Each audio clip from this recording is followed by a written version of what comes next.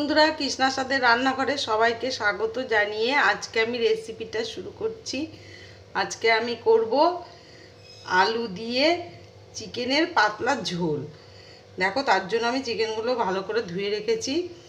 এর মধ্যে আমি নুন আর হলুদ একটু মাখিয়ে নেব।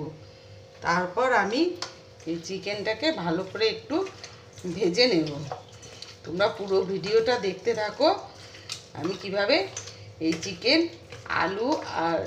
আলু দিয়ে ঝোল করি। আমার ভালো করে মাখা হয়ে গেছে, এবার এটাকে আমি ভেজে নেব। প্রথমে আমি আলুটাকে ভেজে নেব। তা আমি তেলের উপরে একটু নুন আর একটু হলুদ দিয়ে দিলাম। এবার কেটে রাখা আলুগুলো আমি ভেজে নিচ্ছি।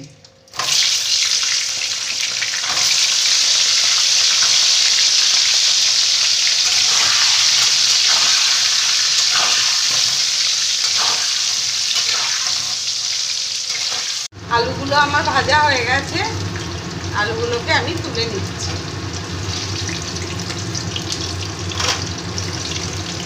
আমি একটা তেজপাতা আর গোটা গরম মশলা ফোড়ন দিয়ে দিলাম। ফোড়নটা একটু নেড়ে চেড়ে তারপর আমি পেঁয়াজ কুচিটা দিয়ে দিচ্ছি। 3টে পেঁয়াজ কেটে রেখেছি, পেঁয়াজ কুচিটা দিয়ে দিলাম। পেঁয়াজটা একটু ভেজে নেব। পেঁয়াজটি আমি একটু ভেজে নিয়েছি। এবার আমি নুন হলুদ মাখানো মাংসগুলো দিয়ে দিচ্ছি। দিয়ে পেঁয়াজের সাথে আমি এটাকে ভেজে নেব।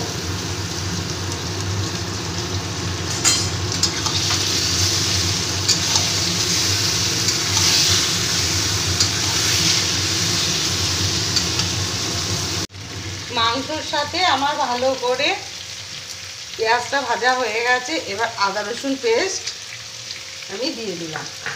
আদা রসুন পেস্টটাকে ভালো করে একটু মিশিয়ে নেব মাংসের সাথে।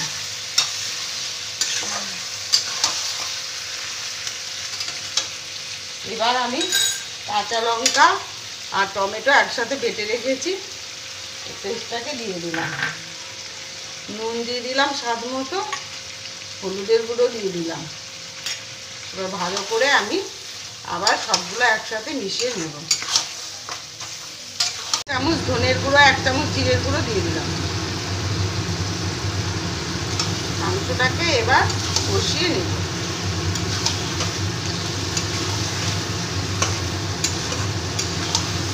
ভেজে রাখা আলুগুলো দিয়ে একসাথে কষিয়ে নেব।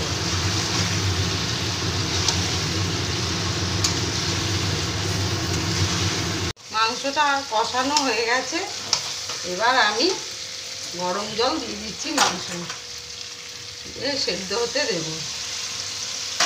আমি আজকে পাতলা ঝোল করবো বলে একটু ঝোলটা বেশি দিয়েছি।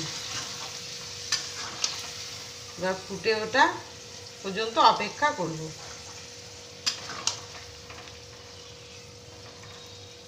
প্রত্যেকে আমি গরম মশলার গুঁড়ো দিয়ে দিলাম। আমার রেডি হয়ে গেছে আলু দিয়ে চিকেনের পাতলা ঝোল। রেসিপিটা যদি তোমাদের ভালো লেগে থাকে তাহলে লাইক কমেন্ট ও শেয়ার করে দিও আর সাবস্ক্রাইব করে দিও ইউটিউব চ্যানেলটিকে। এইভাবে একবার চিকেনের আলু দিয়ে পাতলা ঝোল করে দেখো, গরম ভাতের সাথে খেতে খুবই ভালো লাগবে। রেডি আমার আলু দিয়ে চিকেনের পাতলা ঝোল।